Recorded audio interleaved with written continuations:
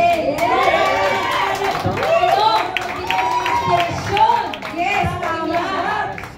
Kaya nandito na isang hepe. Hooray! Hooray! Yun, so ready na sila. Ready na ba?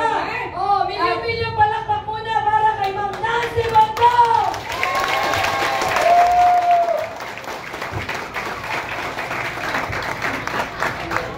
Okay, great morning! Good morning! Good morning sa inyong lahat! Wow, grabe, daming tao talaga dito. Grabe po ang champions in life.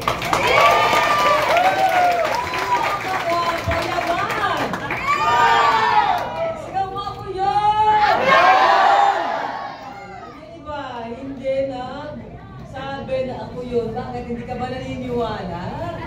Wow! Hindi nga. Sino dyan ang mga payaman? Ayun, lumakas. Okay. Sa mga hindi ka nakakilala sa akin, ako po si Nancy Bondo. Isa po akong proud first Vita Class leader. 22 years. 22 years na po ako dito sa first Vita Class. Bata na po ako noon nagsimula. Di ba? Mukhang bata naman. Tsura, di ba?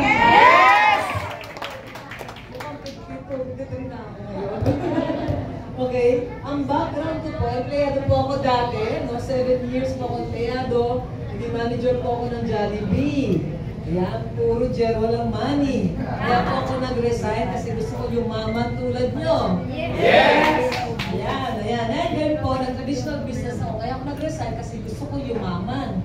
Marami akong napasok ang business, nandiyan po, cellphone business, diapers business, construction business, salon business, pati mga itlog po na pinasukan ko negosyo, may itlog na pula, itlog na pugo, nasukan ko para lang kumita, no? Kaya lang hindi lahat ng negosyo pala pwede mo masenso, pwede rin malugi, diba? Dahil sa construction business, ang laki-laki ng puhunan, dati wala pang Facebook, wala pang social media, wala pang internet, halos dahil lang palang noon. Kaya po ang hirap magbenta. Okay? Tapos sa salon, ang daming competitors, no? Katabi mo, yung mga David Salon, ayan. Mga malaking kumpanya, kaya po pag pinabihan ka, tawag ka. Tapos ang laki po ng talagang overhead expenses. Every day, 10,000 a day. Kung wala magpakulot, wala magpa-reband, wala kang kita. Diba? So, 10,000 a day, yun ang lugi mo every day. Kaya hindi ako nakakatulog noon. Magkasabay po negosyo. Ang construction business, ang salon, yung negosyo ko. Nung na-invite ako mag-first Vita Class, busy po akong tao. Kasi marami nag-aakala, marami nagsasabi, marami naniniwala na ang first Vita Class daw sa mga taong walang ginagawa. Ayun. Ayan, lumakas na. Ayan. Diba? Marami nagsasabi, kasi ikaw hindi ka busy kaya magagawa mong first Vita Plus. Diba? Kaya dyan yung mga walang oras, dyan sinasabi, busy. Mas busy ako, hoy. Diba? Nagsasabi, hindi maiwan ang bahay. Merong inaalagang ganito, ganyan. Diba? May aso ako, may pusa ako. Ayan, hindi maiwan ang bahay. May milyon-milyon ba dyan? Hindi mo maiwanan ang bahay. Diba? Busy mo. Ako, marami akong ginagawang negosyo. Kaya po ako nag-first Vita Plus kasi naniniwala ako na dito ako aasenso. Yes! Ginagawa ko po ng traditional business ko at nag-full-time po sa first Vita Plus. Ngayon, kami dalawa ni Kuya ko ang owner ng USA Product Center. Yes! And then, ako po ang founder ng Fifth Champions, number 1 million viewers worldwide. Wow! At yung mga awards, grabe ng awards po. Nakuha ko na Chairman's Wealth Award, Decade of Excellence Award, Hall of Fame Award, Icon Award, Decade of Excellence Award, Legacy Award, Legacy Awardee at Platinum Emeritus Awardee. Yung pinamataas na award na binigay ng first. Wow! Grabe mo. So, ayan po yung traditional business ko dati. Ayan, kaya lang napundar ko dyan, instead na malaking kita, ang napundar ko mga utang. Yan. Kasi bakit? Kasi Bago ka kumita ang tagal. Like yung bahay, gagawin mo mga 8 months, bisa naabutin ng 1 taon. Tapos pag nagawa, hindi ka agad gatong, ibebenta mo pa siya. Mga 2 na 3 taon, minsan kasi nga wala pang mga Facebook nun eh.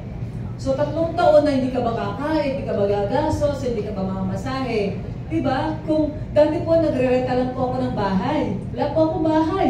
Gumagawa akong bahay pero wala akong bahay. So average ang ginagastos ko noong 20 years ago, average 50,000 para lang mabuhay. Renta, 15,000. Yaya mo, magkano? Internet, wala pa internet nun. Ang cellphone mo, mga 3,000, mahal pa rin ang cellphone eh, di ba? Mga plano noon. Yes. Tapos, ano pa, pamalengke, gasolina. Nakaka-relate ba mga nanay? Yes! Baon ng bata, araw-araw na gastosin. So, yun average, 50,000 lang kailangan ko para mabuhay. Kung hindi ko kinikita yun, utangin ko. Diba? So, nautang ko sa credit card. Swipe ako ng credit card, namamalengke. Hindi na po ako namamalengke sa Pasig. Namamalengke ako sa SM. Kunwari social, sa restaurant, kasi wala akong pera. Plastic lang pera ko. Yung credit card, utang yun. Diba? Mag-enroll ako ng bata, credit card. Minsan, emergency sa hospital, credit card. Yan. Diba? So, lahat, credit card. Magbibilang credit card pa rin ang pambabayan. Magkakas-advance po ako sa kabilang credit card para may panatapos sa kabila. Ganun po, paikot-ikot hanggang mag-build up nung so much na utang, hanggang nagit 1 million po utang ko nung nag-join ako mag-first Vita Plus. Nung nag-join ka ba sa Vita Plus, malaki ba utang mo? Yes. Yes! May git 1 million ba tulad ko? Hindi naman, di ba? Ibig sabihin, mas maswerte ka kaysa sa akin. Di ba? Kasi ako consumption, nung dumating ako dito, nag-stress ako, wala ako sa tamang, ano ba, tamang pag-iisip ba? Kasi iniisip ko yung utang ko. O tapos, nag-dealer pa rin ako. Utang pa rin ginawa ko. Credit card pa rin. Kasi naniwala ko, pag na-approve to, sabi ko, eto na ang simulan ng pag-asenso ko. Simula, hindi po product, nawala po, ang dami na yung mga sakit sa family po, nag-improve po talaga. No? Ang anak ko, no? Lumaki po sa First Vita Plus, lumaki na walang hospitalization. Walang sakit. Walang sakit asma dahil sa First Vita Plus. Ang nanay ko, 90 years old na siya ngayong taon. Grabe po, ang lakas na, nakakapasyal pa, grabe din po ang memory niya. Alam na alam po sino hindi nagpapadala ng pera. So yun, at lahat po ng aming birthday memorize niya, 90 years old. Kuya Banog po, ang iniinom niya. Memorize ako birthday ng panganay hanggang bunso. Kasi tinataya niya sa wedding. So yun, sa first Vita Plus yun eh. So ayan, ang laki ng improvement na nanay ko. Wala siya maintain na gamot. First Vita Plus lang. Wow! Yes! Yes. Ang galing mo talaga ng First Vita Plus. So, kasama ko ng First Vita Plus every single day. Way of life na. Hindi nabubuong araw na hindi ako nangyayon ng First Vita Plus. Yes! Okay?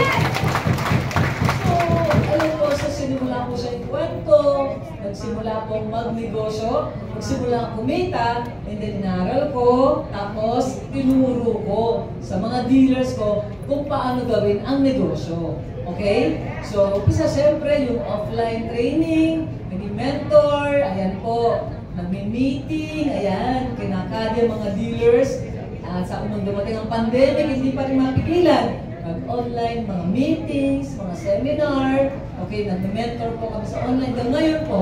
So, hybrid na ngayon. So, dalawa po ang ginagawa namin talaga ngayon. So, grabe po, hanggang pong lumaki na lumaki po ang cheque. So, nagsimula po yung cheque dito. Noong una, ang focus ko lang, kumita lang ako ng 50,000 a month. Kasi para po, mabuhay ako na hindi na nangungutang. Mag-grocery ako, nakas na pagbayad ko. Mag-i-enroll ako ng bata, nakas na pagbayad ko, hindi na credit card. Diba? So, yun lang ang focus ko, 50,000 a month lang, part-time. Sa gabi ko lang ginagawa ang First Vita Plus. 8 to 5 kasi nasa construction site ako. Pag weekend, nandun ako sa salon kasi may manager naman ako hinay doon. So, sa gabi ko lang ginagawa from 5 hanggang 1 a.m. Pwede na yun, 5 to 1 a.m. Minimum mga 8 hours, 10 hours a day, gano'n. Pwede na. 8 hours a day. Part-time yun part-time! Shout out sa mga walang oras dyan.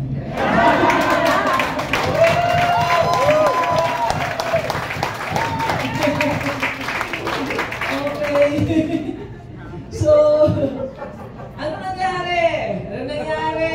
Nagsumigaw, mukhang marami nakarelate. Gusto mo ka ba yun? Anong oras? Gumising ka na, 24 before na. So ayan, alam niyo ano nangyari, dahil ang ganda talaga ng First Vita Plus, ang ganda ng sistema, at ang tibay ng kumpanya. Alam niyo, after 1 year, na part-time, na may oras sa First Vita Plus, nag-average ako ng 50,000 a week, 200,000 a month! Part-time!